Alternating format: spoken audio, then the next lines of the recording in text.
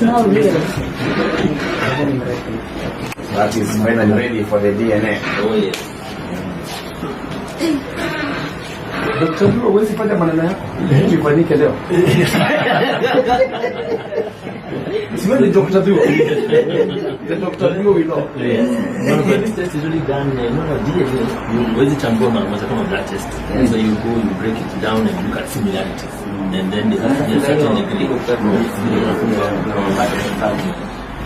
certain degree of certainty ambayo inafaa. Acha tuipate. The test that has been there for years. Unajua kitabu cha Kings, you will see the Solomonic rules. Where there were two ladies and there was a baby and there was a dispute. Yes. Wale ambapo sasa Solomon akaituka akasema apewe upanga wake. You see? But then so they got now nowadays this test is also, when you're doing a maternity test, is also called a Solomonic test because it's able to now give maternity and the mother and the child.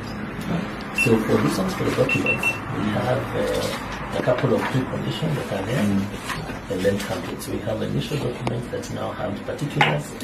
Yes. Usijali hapo kwa sawa kabisa. So kuna kwa particulars of the person undergoing the maternity test. This is the mother. Ambapo tunaandika jina, date of birth, the ID, address, contact number, email. And we say that I declare that I have read, understood, and agreed to the terms stipulated.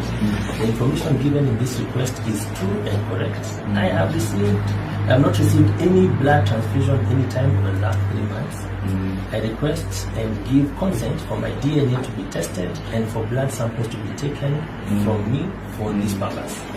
I have been explained about the test in vernacular, so that now that we have understood in the language I understand.